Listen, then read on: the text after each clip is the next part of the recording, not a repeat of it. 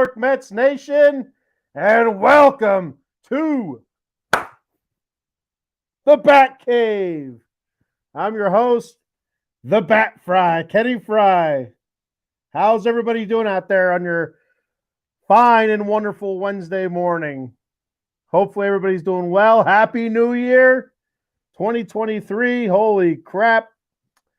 Hope everybody had a nice celebration for New Year's Eve. Hopefully everybody was safe and there are no issues. Nobody wants to kick off the new year with a DUI or an injury or a fine or nothing like that. That's not a way you want to start your year off. Myself, we had a nice little get together with some friends. Kids had fun. Then as soon as midnight hits, that's it. Home and in bed. So lots of fun. We'll hop into it right away with the latest on Carlos Correa. So I'm just a fan. I follow a lot of people on Twitter. That's where I get my information. I kind of checking their stuff out, reading up on like news hits on Google and stuff like that. So it's whether or not this stuff is true beats the hell out of me. I don't know. I'm just feeding you what I've read, what I've heard, what I've seen. But I mean on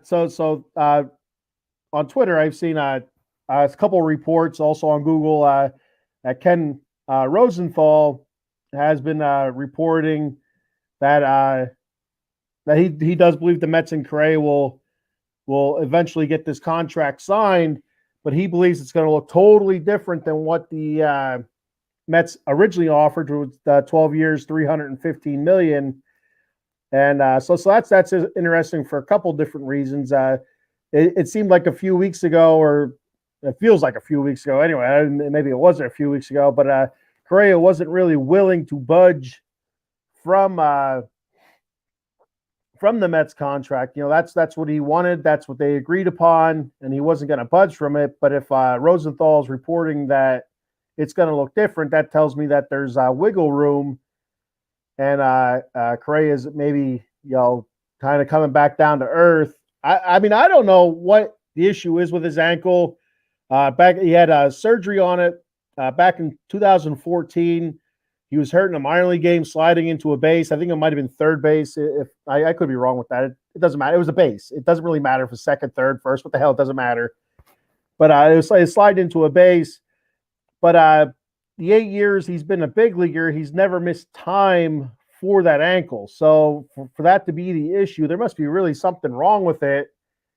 But I mean, how bad could it actually be? Because the Giants they put a pause on the contract signing and all that stuff, and then Correa jumped ship to the Mets, and then once the Mets kind of say, "Well, hang on a second, we got something going on here with this physical," the Giants reached out to Correa again. So I mean, really, how bad could it actually be?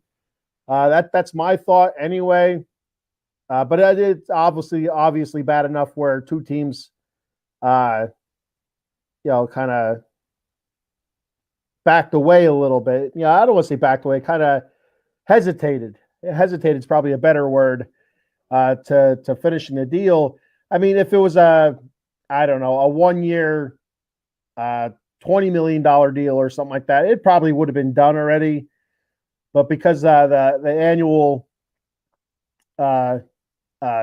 value is so high, you want to do your due diligence. You can't blame it. Any club for doing something like that. When you're trying to sign somebody to a huge contract, you have the physical. If there's something that gives you pause, it's better to dig deep than to regret it. A year or two down the road, and you're paying Bobby Bonilla for 50 years, not 15. I wish it was 15, but so that's how you get in situations like that. I mean, that wasn't Bobby Bonilla's issue, but when you're signing these huge contracts like that, when you're signing guys to these huge deals, and it doesn't pan out, especially early on, you end up paying for it in the long run. That's kind of the comparison I was kind of going for there. So we'll see what happens. But he said it likely he believes it'll be done. There's some encouraging photographs yesterday with Correa's kid wearing a "I Love New York" shirt. It was actually a pretty sweet shirt. I had like a hot dog on there, a pretzel, and I'm gonna have to look that up, see if they have any of those shirts in fat guy sizes. Get myself a couple of those.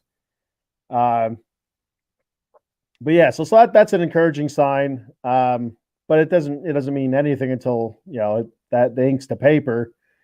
And so we'll see what happens. Like I said, 8-year career, never had an issue with that ankle. But better safe than sorry is my thought to it.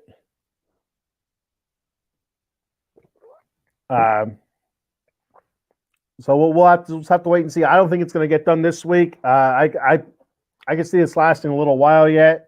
I wouldn't guess too much longer.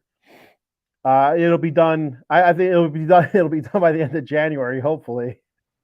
But I don't think this week. I'd probably look. My opinion, I think maybe closer next week. I don't know why. I just feel that it's not going to get done this week. I feel like there's going to be some movement this week with it. There'll be more reports about it, about the negotiations between his agent Scott Boras and the Mets.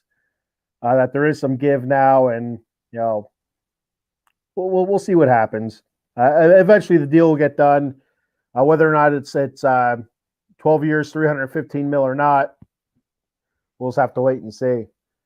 I imagine, just like Ken Rosenthal was reporting, I'd imagine it's not going to be, but again, we'll see.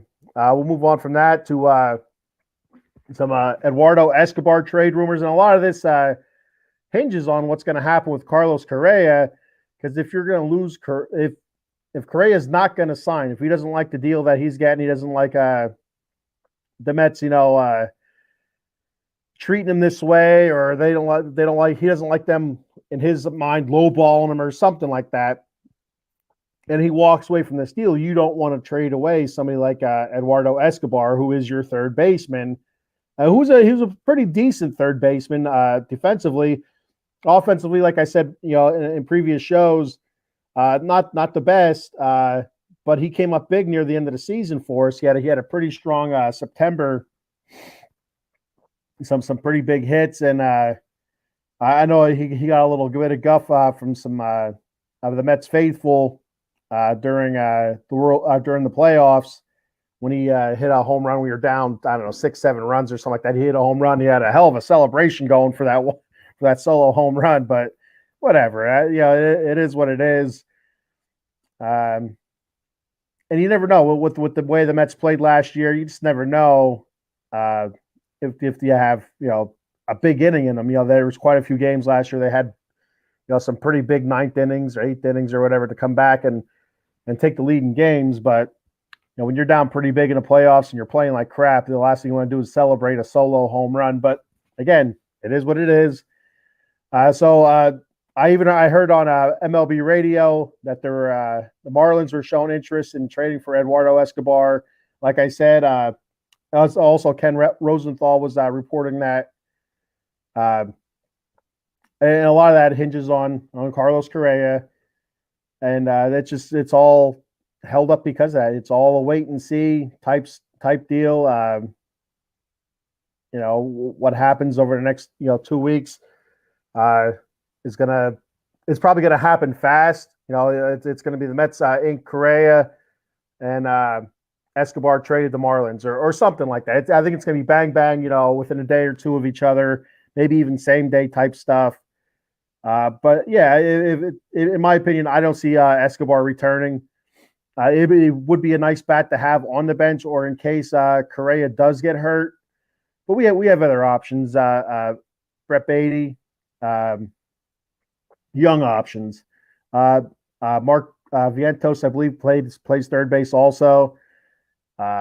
Luis Guillorme, he played some third base last year when Escobar was hurt. Hell, Jeff McNeil plays everywhere, so why not throw Jeff McNeil there? I don't remember if he played there last year or not. And it's a crime that McNeil didn't win the utility man Gold Glove last year. He should have. So, or the utility All MLB award and stuff like that. There's a couple utility awards that he should have won. That he played just about every position last year. I think he played. I covered this on one of my other shows. I think six positions, 7 positions last year, something like that. I think six sounds right. I think he played all the outfield positions, played second base. I think he played third base. I don't know if he played shortstop. I don't think he pitched. Also popping up in the trade rumors, Carlos Carrasco. I did see some rumors online reported by I want to say Sports Illustrated, but I don't remember. That Cookie Carrasco, that the Red Sox have inquired about Carrasco's availability, and like I said in past shows, again, the Mets, have said that they have actively shopped Carrasco around to see what they could get, because we do have an abundance of starting pitching right now. Besides the top 4 guys, Carrasco would have been our 5 more than likely, but we also have Miguel, Lucchesi, who the hell else is there? I can't remember his name right now. It escapes me. I want to say Anderson. That doesn't feel right though. So yeah, but we have a few options for starting pitching, especially near at the bottom of the rotation there. So it could be, it's get what you can, cut a little bit of fat, payroll wise. Even though it doesn't seem to be an issue with Cohen, our payroll's pushing $500 million. So I mean, what's another $1 million or $2 million amongst friends, right? Yeah, and the luxury tax is pushing. What the hell did I see? I think the luxury tax penalty was pushing, I think, I want to say $10 million, but I can't remember if that was the correct number. If I was reading something else.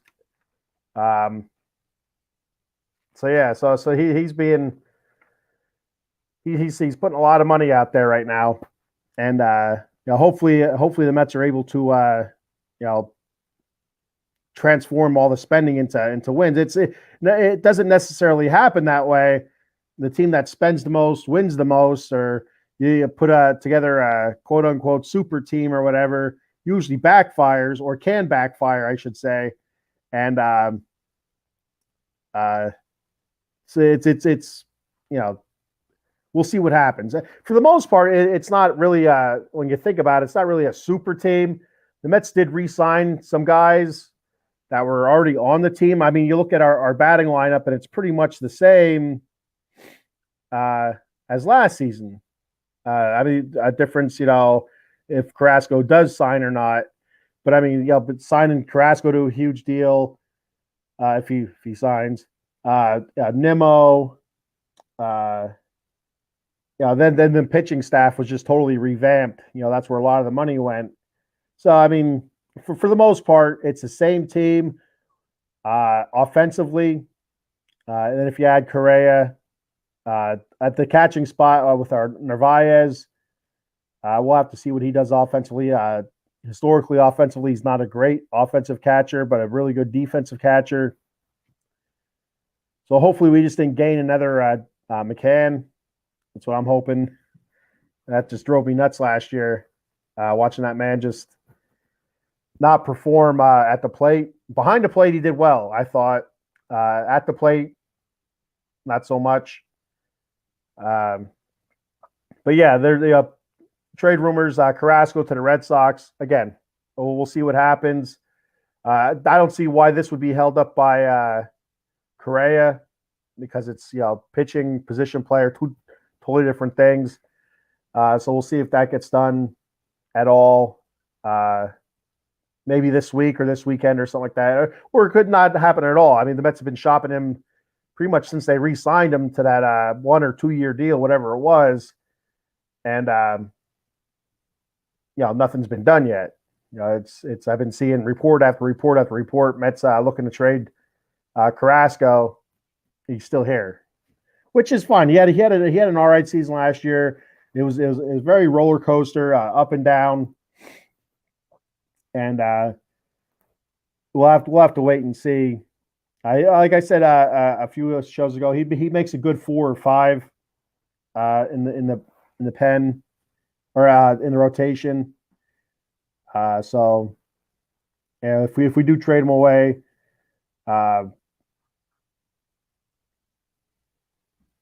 if we do trade him away, we'll be fine with McGill and I still can't remember his freaking name. I'm trying to look it up, but I can't find it.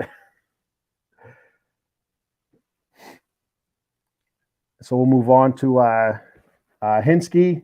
Some coaching news, some coaching carousel news. David Peterson, that's a damn name. Freaking David Peterson. I said Anderson, Peterson, same goddamn thing. But Mets coaching carousel. There's a little couple coaching notes. Not a whole lot going on in the Mets world, so that's I'm kind of struggling to find content here with the Mets. But Eric Hinske was named the assistant batting coach. Earlier, I think back in November, I read Eric Chavez, who was the batting coach, was promoted to bench coach. So that left the assistant batting coach at that time, Jeremy Barnes. He was promoted to the batting coach, and now Hinske comes in as the assistant. We had a pretty good year at the plate last year, so those guys deserved it. There was some staleness in August and September. At some points, really struggled with runners in scoring position again. We'll see what happens this year with the new rules in effect, with the ban of the shift, and also the bigger bases, which could lead to more stolen bases, more runners in scoring position. I'm curious to see how banning the shift is going to help Vogelback out. He did have quite a few hits taken away due to the shift. Hitting a line drive to the shallow right, where nobody should be there. And of course, there's your shortstop or your second baseman just hanging out back there, scratching his ass, waiting for a ball. So we'll see how that helps him out. I mean, overall, batting averages across the league are going to go up this season because of it. There are going to be a lot more singles. I believe ERAs will probably go up then because of it. And also the bigger bases, there's going to be more stolen bases. So offensively, it should be a really good year for baseball. And that's usually what puts asses in seats is offense. If you're one of those baseball fans, like I could go watch a terrific 1-0 game, 2-1 game any day of the week, but your casual fan, don't really have a boxer in the fight or whatever. You're just kind of there going to see a baseball game. You want to see the offense, you want to see the excitingness and stuff like that. You really don't want to see the pitching duel. It's kind of boring. So that offense is, seeing hits, whether it's a single or not, is gonna put more asses in seats. I think anyway. More offense is good.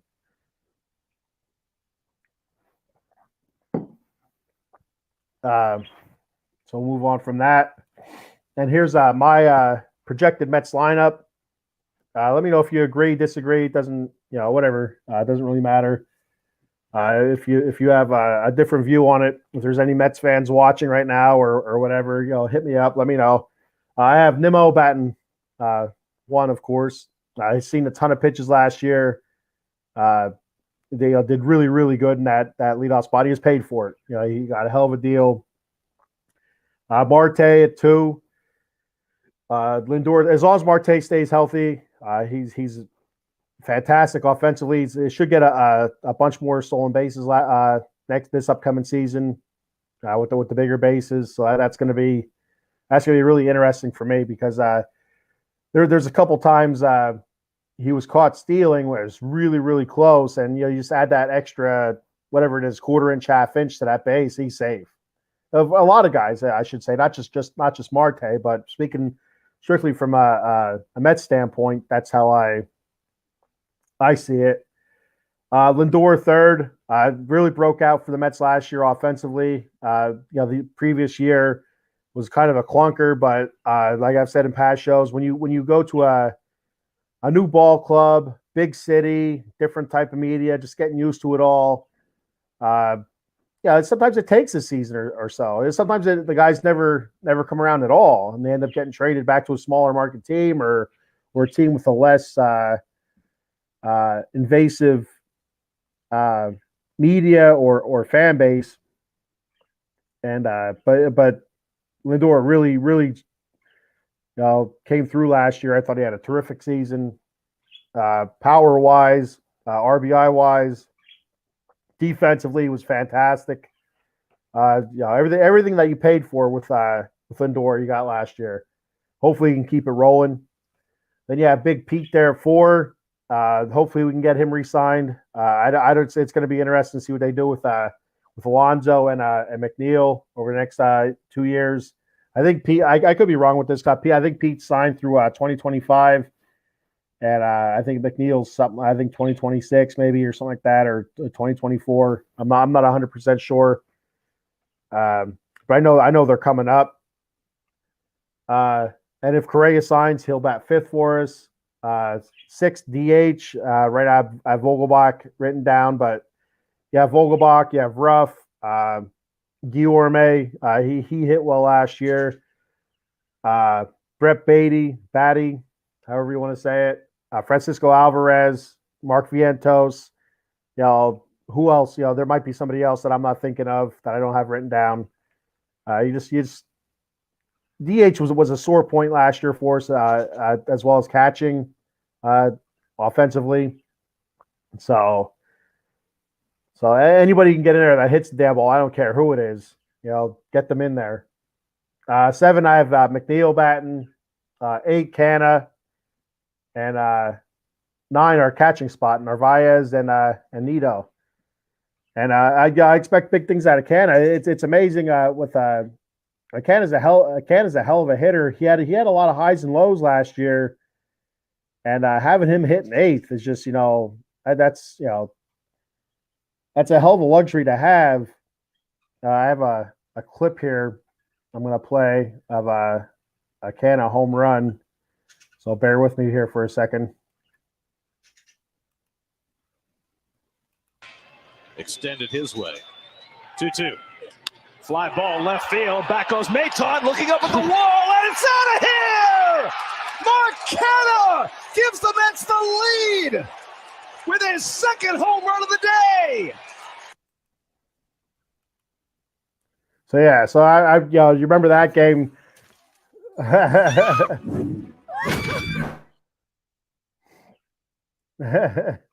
Whoops. You remember that game? That was a 2 home run game against the Phillies. And he was really up and down last year. I can't believe I didn't hit the close button on that. Sorry, guys. I'm not a professional. I'm an amateur. So that was my projected Mets lineup for next year for the offensive or for this season coming up. We're inching closer and closer to spring training. Before you know it, pitchers and catchers are going to report. I guess we're like maybe a month and a half away or so, maybe a little bit more.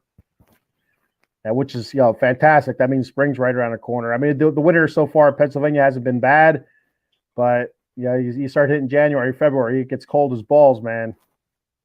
So, and if you didn't know, that's where I'm at, Pennsylvania. So we'll roll on. That's it for Mets baseball for me. I'm going to roll into something a little bit different. We're going LA Kings hockey. So from here on out, I'm going to start including some LA Kings hockey into the show, into the Batcave. I've mentioned this before in the show. I've talked a little bit about Kings, but I'll do it again because since I'm going to do this bi-weekly, and I think once it comes up to the Stanley Cup playoffs, I think I'll probably go weekly until the Stanley Cup playoffs are over. And I'll kind of hopefully the Kings are in the Stanley Cup championship. Hopefully they're in the playoffs. As of right now, they have a hell of a chance. They're on pace for 100 points. This is the halfway point of the season. I think they played 41 games so far. It's an 82-game season, and they're at 50 points. So, double that, 100. Math magician right here, buddy. So the first half of their season so far, I would say early on, very inconsistent. They were winning games, but it didn't feel smooth. It didn't feel like they were winning. It just, it was kind of, win one, lose one, win one, lose one in overtime, win one, win one, lose one in overtime, lose. So it didn't feel consistent. It didn't feel smooth. And but they were staying within reach of first place. They're in second place, third place, kind of dropping back and forth for a while. It was the Golden Knights, Seattle Kraken, and the Kings. And I think it was late November or early December. I think the Kings were able to pass the Kraken, and which they've really struggled playing against them this season. So they'll have to play them a couple more times, I believe. And so far through, not so far, but through December, they finished with a 9-6 record in December. I thought they were playing really, really well in December. They came off a couple of huge wins, one against the Vegas Golden Knights, which I was watching that game, and it felt like playoff hockey. The crowd was absolutely insane, and just like the intensity. And I think it was right. I want to say it was right after Thanksgiving, or no, right after. Oh man, what was that? It was right after. Was it right after? It was right after Christmas, I think. I think it was right after Christmas. And the intensity, it was just by both teams. It felt like a playoff game, which was really exciting. A good exciting playoff hockey is absolutely. If you're not a hockey fan, that's fine, but check it out during playoff season. It's absolutely nuts. The intensity, the speed, the ferocity. It's unmatched, but from any playoffs, in my opinion. And also the Stanley Cup, in my opinion, is probably the best trophy of all the major North American sports. And so they had 9-6. They had that huge win against Vegas. And they come back and they have to play the Avalanche, defending Stanley Cup champions in Denver, in Colorado, and they haven't won there I think since 2018. I think it was 8 or 9 in a row they lost to Denver, or to Colorado, I should say, and they were able to go in there and pull out the win. And it wasn't quite as a raucous crowd as it was in LA for the Golden Knights game. But I'll tell you what, man, it was an exciting game. It was back and forth, and the Kings were able to pull it out. And I'm in my mind, they're playing against the Flyers to finish the year off. I'm like, oh, the Flyers are terrible. The Flyers, bottom of the East. Just a step above Columbus. And the Kings go out there and lay an egg against them. I think they lost, might have been 4-2, I believe, 4-2 or 5-2. It was awful. It was terrible hockey. A lot of their issues crept up and bit them in the butt. Adam Glenn checking in. Did you get per? I don't know what that is, buddy. Sure, I did. Why not? Adam's huge fan of all of our shows, always checking into all the shows on Out of the Box Sports. So with that being said, make sure you like, follow, subscribe to all of our social media platforms. Adam wants to know, did I get permission from Paul to talk about the Kings? Yes, Adam. Yes, I did. I did get permission from Paul, our boy Paul Spencer, the El Presidente of Out of the Box Sports. It's my show. I talk about pretty much what I want anyway. But yeah, I did mention to Paul about talking about the Kings, just basically to get his thought on it, because it is primarily a baseball show, and baseball's kind of lagging right now with the whole winter meetings being over, the hot stove stuff cooling down. See what I did there? And so it's kind of dead right now. And with this being really prime hockey season, right in the middle of the season now, it's something else. It's a nice change up.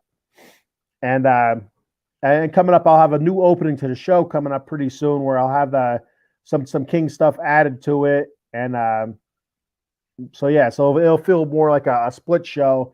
It's still going to be Mets heavy, baseball heavy, for the most part, because like I've mentioned again before on past shows, I was a huge hockey fan growing up, a huge Kings fan, and one lockout season, I don't remember what year it was, I kind of stopped following it, and I didn't follow for years. And then last year, the Kings were in the hunt for the last playoff spot, and I just started following it again. I started watching it again. I really got into it. Was getting excited. They were able to pull out the seven seed. I think it was.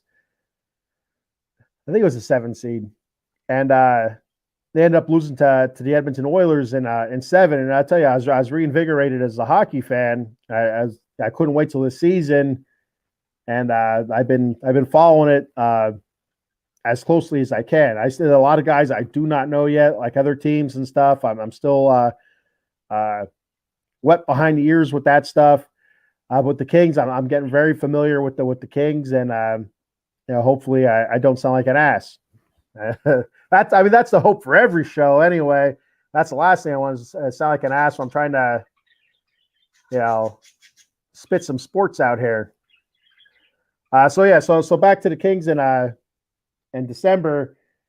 So they dropped the egg against the Flyers there. It was a really bummer way to finish out a pretty decent month, a pretty good month for the Kings, where things kind of felt like they were starting to fall into place. We had goaltending issues early in the season, and we seem to have that kind of figured out. Our defense just didn't seem like they were playing well. That seems to be straightening itself out right now. Offensively, it's offensively been decent all season. A lot of different guys scoring a lot of different goals. We don't have a 20-goal scorer on the team, but we have several guys on the team that have 16, 15 goals. So you're getting goals every night from different guys, and it's that's a hell of a balance to have. Good luck to the other teams trying to stop one guy. Like with Edmonton, and and their scores, which again, as I'm going to say, famous lines here.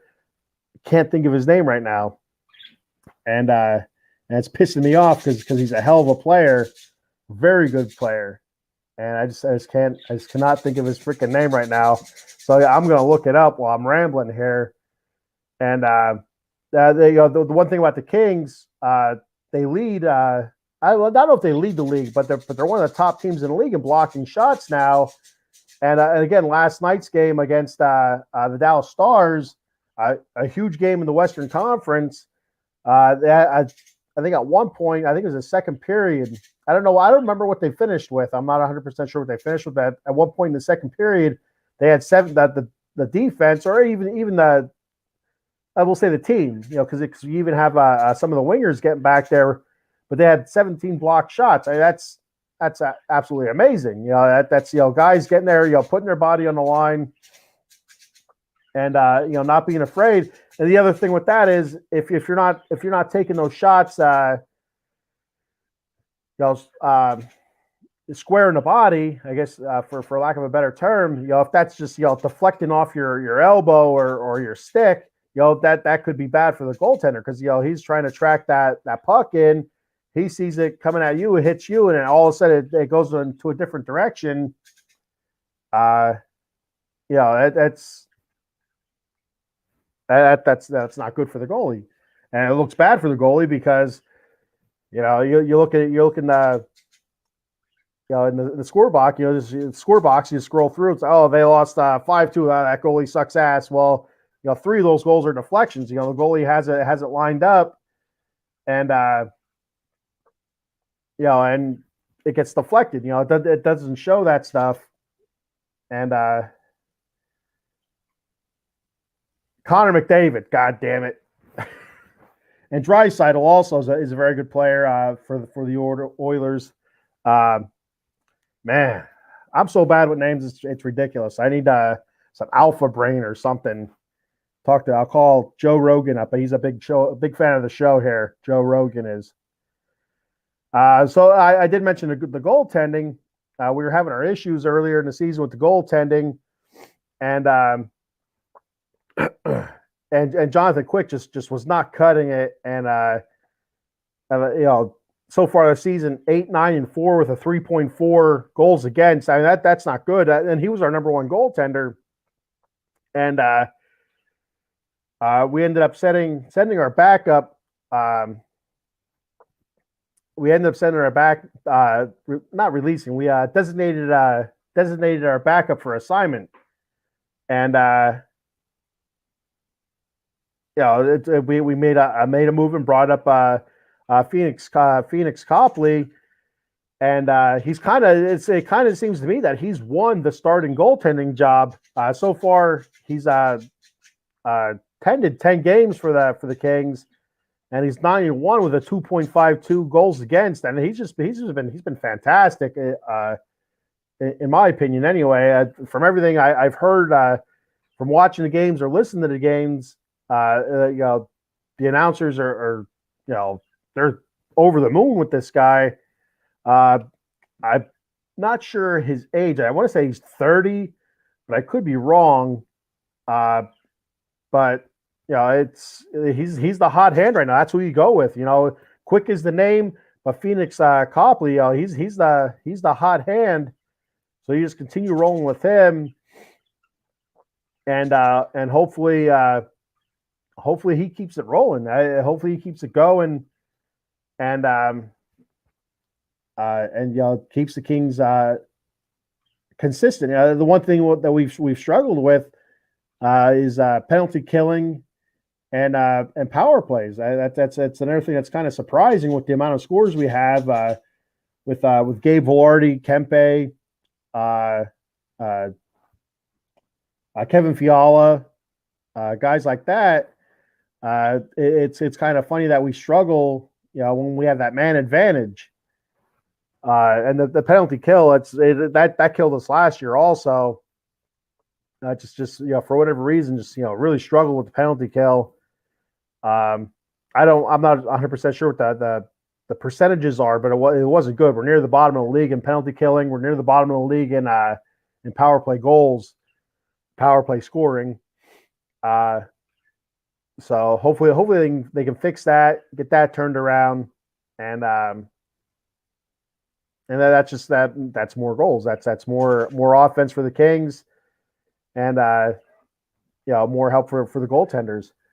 I think one of the big reasons the Kings have turned it around here in the month of December was the return of Iafallo, Alexander Iafallo. My nose is running; it's killing me. And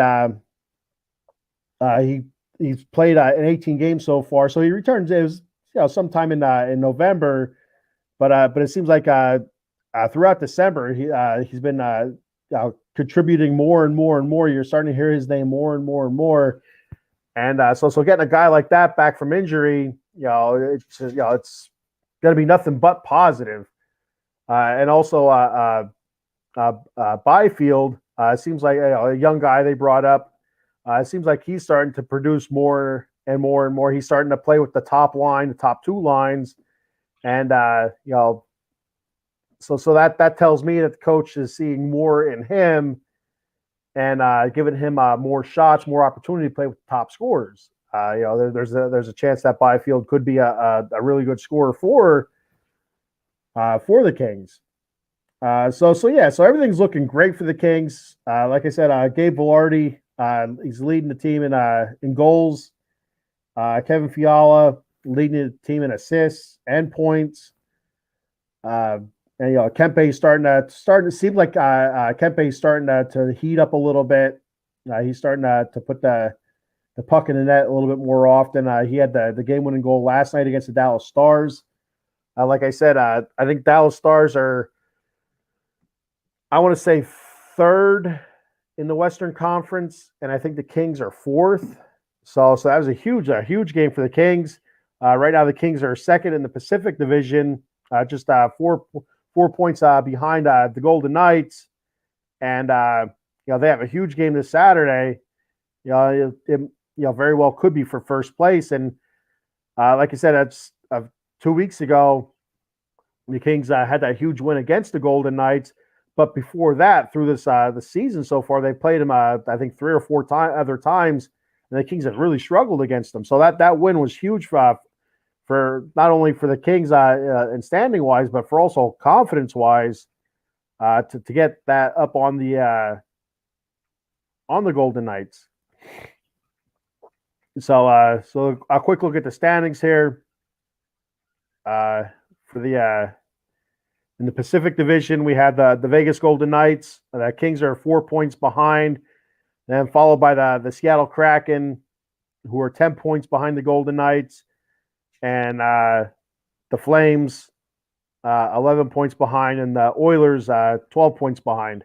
That's in the Pacific Division, but overall in the conference, in the Western Conference, you have the Vegas Golden Knights 1, Dallas Stars 2, 2 points behind, and the Kings 3, and then Winnipeg Jets, Kraken, Minnesota Wild, Calgary Flames, and the Edmonton Oilers, and then the Avalanche there just outside.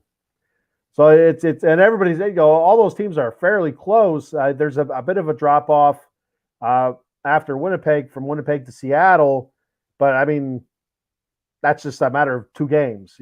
It's 5 points, but Winnipeg loses 2 games, Seattle wins 2 games, Seattle's ahead of them, Winnipeg drops back. So it's all very, very close right now. And not even at the All-Star break yet, so it doesn't make much sense to talk about playoffs, but the playoff push come late February, March, stuff like that, the playoff push is going to get interesting if all those teams continue to stay close out there in the Western Conference. So that's all I have for the Kings. Like I said, I'm going to make this bi-weekly as I do my show. I'll have mostly Mets and baseball, but then I'll sprinkle a little bit of Kings there, do a little Salt Bay gimmick there. So we're going to move on to my top 10. The ever famous Bat Cave top 10. This is the MARVEL-ous Top 10. I do these every show. I don't know how long ago I did one of DC, my favorite DC movies, DC Comics. So I figured, I didn't do Marvel yet. So with these top 10 lists, if you're new to the show, I'll do some. I'll do top 10 lists of sports. I'll do top 10 lists of movies. I'll do top 10 lists of. I think what I do. I think I did breakfast cereals. Yeah, I did do breakfast cereals. So whatever I want to. So if you have any ideas about top 10 lists that you want to see me do, shoot it out there. And don't be afraid to show me your top 10 or top 3, top 5, top 2, whatever topic it is that I'm doing for the top 10 that week. So we're gonna kick this off. Top 10 Marvel Cinematic Universe movies, and This was really hard because I tell you what, Marvel's put out a lot of really good comic book movies. That's the one thing where DC really lags. I don't know. Behind Marvel is their movies, and yeah, Marvel's done it really good. They've done it right. They've done a hell of a job. So this was hard to get down to 10, and I battled over it. It wasn't easy at all. But here it is. 10. I have Doctor Strange. I love all that wizard crap in there. I'm not a huge wizard movie fan. I've never really watched the Harry Potter movies. My oldest daughter especially, she likes the Harry Potter movies. My wife does. My younger daughter, I think, does a little bit. But the whole wizard superhero thing, I thought that was pretty cool, and all the neat special effects in there, the crazy ass, kaleidoscope type stuff going on was really cool. I really enjoyed that movie. Number 9, Guardians of the Galaxy, just a fun movie. It's funny. Great. Almost, I don't want to say a Star Wars vibe, but it's great outer space movie. Like I said, it's a fun movie. It's funny. Number 8, Spider-Man: No Way Home. I feel like I should have put this higher, but I just really struggled with it. I love the movie. I would see it in the theaters with my daughters. We all three of us really loved the movie. The cameos really put it over the top. All those Spider-Man Homecoming, No Way Home. What's the other one called? I don't know. Home something, obviously. So you had Homecoming. Was Far From Home. Yeah, Homecoming, Far From Home, and then No Way Home. All three of those movies, the Spider-Man movies, are fantastic. It's just unfortunate that Marvel doesn't own the rights to Spider-Man. It's Sony, and it is what it is. So you're kind of limited as to what you can do with Spider-Man with all the other movies without paying a lot of money. So I have that there. I have number 7, Captain America: The First Avenger. Terrific origin movie. Really, really good. Lots of action. Number 6, I have the first Avengers movie.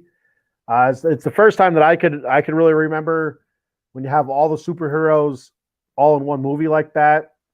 It was really neat to see the interactions, the egos and stuff, how they played all that stuff off. I thought that was really cool, and the battle in New York City, just really, really, really neat how they did that. Really good stuff. Number 5, I have Iron Man, which really kicked off the Marvel Cinematic Universe. I guess originally the Ed Norton's Hulk was probably we could say is the first movie in the Marvel Cinematic Universe. But Iron Man really, really shot it up into the stratosphere. Another really good origin story for Iron Man. Special effects out of this world, how he gets the suit on and off and all stuff. And then all the Iron Man movies are fantastic. It's just a really neat movie. The betrayal and all that other good stuff, and it's Iron Man. Number 4, I have the Infinity War. Really good movie. A terrific ending. A lot of kind of like a shock. I don't know who's seen it or didn't see it, but it's kind of like a shock, of what happened at the end. It's your introduction to Thanos kind of being a bigger part. But he's been in clips of other movies, credit scenes and stuff like that. But this is the first time you really see him out and about doing stuff. Laying the hammer down and such, and he lays it down pretty well. But it's Infinity War, really good movie. Number 3, Thor Ragnarok. I really struggled. I wanted to put it higher, but I couldn't. A fun movie, really easily the best Thor movie. Just a lot of fun. It's funny. it's just it's a lot of it has a big ass wolf and Hulk. I mean, you have a big ass wolf and Hulk fighting. You can't ask for more. Hella super hot. So yeah, so it's Thor Ragnarok. Great soundtrack to it also. The Valkyrie, I love how she plays a role in that. Hulk and Thor battling in the I don't know I can't remember what they call it, but it's an arena or whatever. Battling there. That was pretty cool. We all know the line when Thor's waiting to see who he has to fight, and Hulk comes busting out. Thor yells, "Yes! I know him. I work with him." So it's pretty neat. And then seeing Banner back as Hulk, and struggling with the whole Hulk thing, and that's kind of plays into Infinity War. Then that leads into Infinity War. Number 2, I have Captain America: Winter Soldier. Probably one of the best comic book movies, in my opinion, and some other comic book nerds, they've also said the same thing. So, fantastic, really, really, really good put together movie. That's up there with The Dark Knight, and my love for Batman. So for me to say that, it's a hell of a movie. So if you haven't seen it, if you haven't seen any of these movies, go check them out. And the number 1 Marvel Cinematic Universe movie is, of course, Endgame. Again, I'm not going to spill the beans on Endgame. I had it done to me, and it pissed me off. Somebody ruined the end, and I wasn't happy about it. You know what? It's been a couple of years, so I don't know if it's okay now or not. But there is Adam said he told fat ass. I know who he's talking about. Nobody else does, though. I think that's funny. I told fat ass. The one part I took my oldest daughter to see this in the movies. I was so excited to see it. And the one part that gets me, I'm going to spill the beans on this part. I don't care. It's been out for a couple of years. But they're battling Thor, Iron Man, and Captain America are battling Thanos. They're all kind of getting their asses kicked. He says, I told fat ass to watch the show. Fat ass is probably sleeping. So Thor, Captain America, Iron Man battling Thanos, trying to get the Infinity Gauntlet back, or trying to keep it away from them. They're just attacked, and they're not winning. They're getting their asses beat. Thanos has Stormbreaker. He's getting ready to put it into Thor's chest when all of a sudden Mjolnir hits Thanos in the back. It's like, what the hell? Where'd that come from? Thor must have put his hand out to call Mjolnir. That's weird to say. And then all of a sudden you see Thor's hammer, and we'll stick with that one, comes flying back, and there's Captain America. He grabs it, he catches it. It's went freaking nuts. The whole theater went nuts. I grabbed my daughter, I'm shaking the crap out of her. And then Thor looks at Steve Rogers, Captain America, and says, "I knew it." So it's and that goes back to Avengers: Age of Ultron. If you're familiar with the Marvel movies, it's another really good Avengers movie, Age of Ultron, and I guess it's like beginning of the movie ish. They're all at a party, and they're taking turns on trying to lift Thor's hammer. Well, nobody's even getting close. I mean, you had Tony Stark with the Iron Man glove on, and he and War Machine both trying to pull it up with their Iron Man gloves on. It's not even twitching. It's not even budging. So then it was Steve Rogers' turn. Captain America. He goes over, and you see it wiggle, and you can see the concern on Thor's face. And the only way you can lift the hammer is if you are worthy, and if you lift the hammer, you have Thor's power. So that puts some concern on Thor's face, and Steve is like, "Oh, I can't do it, whatever," And so Thor's like, "Oh yeah." So that's where that line comes back into it. Is Thor's, I knew it, because when Captain America twitched a little bit, Captain America's kind of like, I'm not gonna mess with this here. So I thought that was pretty cool how they went back to that. They called back to that scene with that just simple line. And the one thing I remember when before Endgame came out, the big talk was what was the name of the last Avengers movie going to be, and then it was Endgame. And some people were like, "Oh, that's awesome," and some people were kind of bummed by it. But if you go back and you watch the other Avenger movies, the first Avengers, Age of Ultron, and then Infinity War, in each one they make mention to Endgame. They say that the word Endgame. And so like I went back and I just happened to catch it watching I think Age of Ultron. And I don't remember right now who said it, but they said Endgame. And I'm like, that's weird. And then I watched the first Avengers, and there it was again. And then I watched Infinity War, and Doctor Strange says it. So in each Avengers movie, Endgame has been mentioned. So I don't know if that's why they picked the name. I'm sure it is. Nothing's by accident. Everything has a reason, a purpose in the Marvel Cinematic Universe. So yeah. So that's my top 10 of Marvel movies. And that's pretty much all I have. I have one more bit. Damar Hamlin. If you're a sports fan, you know what's going on with Damar Hamlin. He was the Buffalo Bills defensive back that went into cardiac arrest on the field Monday night against the Cincinnati Bengals. And I'll tell you what, as a sports fan and a guy that loves sports, I played up through high school. Unfortunately, I couldn't go any further because I didn't really pay attention in school much. I was not a learned fella. I didn't like learning stuff. So high school's kind of where it ended for me. Didn't have to, but that's what happens. You live and learn. But I also have kids that play sports, and when you see something like that happens, it affects you. Not to get all corny or sappy or whatever, but it affects you, and it kind of makes you a little bit ultra sensitive to something like that, and you just kind of hope that he pulls through with no issues, no brain damage, like nothing like long term or anything like that. Like hopefully he pulls through, and he's I don't think he'll ever play football again.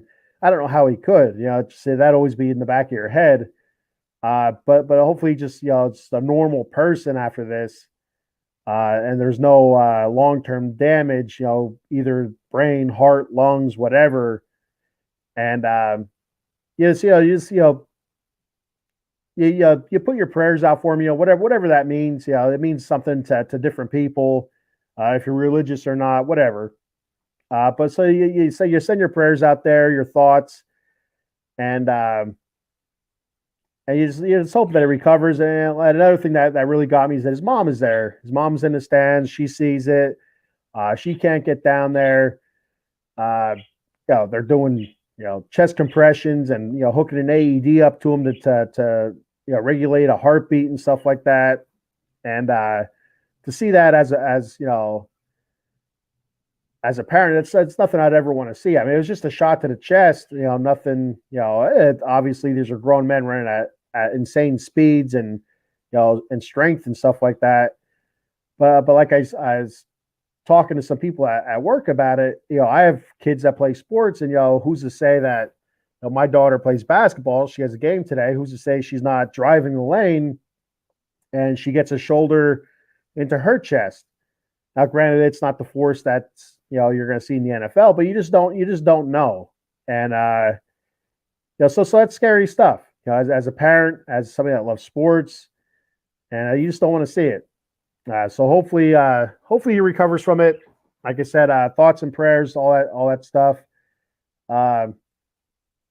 And yeah, that's where I'm going to leave that. I'm going to play a quick clip of all of our shows and sponsors. So don't go anywhere. It's just a quick minute. You got a minute. If you're still on and you're watching the whole show, this whole time, you got another minute. You ain't going anywhere. So here we go. Enjoy.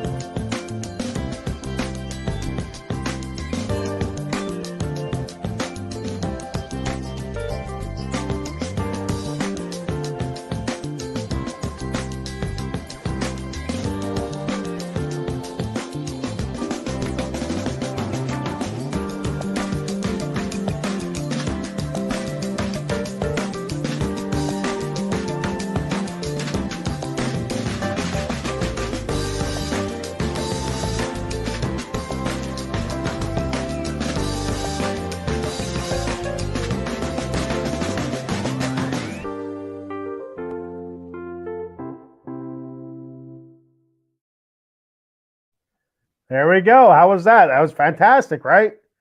Our boy Paul Spencer checking in, saying what's up. So, Paul, earlier, you might have missed it if you're just hopping on now. About a half hour ago, Adam Glenn put this, sent this in. Did I get permission from Paul to talk about the Kings? I said, yes. Yes, I did get a permission from Paul. He okayed it. Got the rubber stamp out. We're good. Got the thumbs up. So yeah, that's it for me, everybody. I'm going to check out. Like I said, it gets a little bit slow right now with baseball. I try to get as much out there as I can. I like to talk. I like to gab. I like to I like to ramble on. And Adam Glenn saying, "Good luck, Emma." He means Emmy. Yep, that's all right. You know, that's good. Thank you. I appreciate that. She plays tonight. She plays junior high basketball. She plays all the sports: basketball, softball, soccer. So right now it's basketball season. So lots of fun. We love our sports here in the Frie household. No Achilles injury, thank God. Oh yeah, our boy Paul. Send a shout out to him to a speedy recovery. Having a little bit of an ankle issue. That's obviously not an Achilles. So hopefully it's he is pretty old, so maybe it's just like an old man thing, like an old man strain or something like that. Like he sneezed and pulled his ankle muscle. You know, so hopefully it's something serious. They don't got to cut it off. Make sure you like, follow, subscribe to our YouTube page. Like on Facebook. Click the old follow button there on Facebook. We're on the old Instagram now. Yeah, we're Instagramming.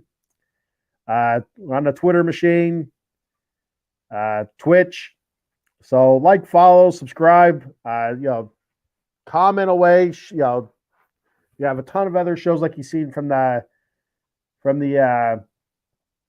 clip that I just played for you with all the other shows on there. We got a little bit of something for everybody with some new stuff coming in the new year. So yeah. So that's all I got for this Wednesday. I'll see you guys in 2 Wednesdays for your Mets talk and Kings talk. This Saturday, check me out on Las Vegas Sports Scene with Rob Hefner as we talk Las Vegas sports, Raiders, and some Golden Knights. And that's all I got. So let's go Mets and go Kings go. Peace out.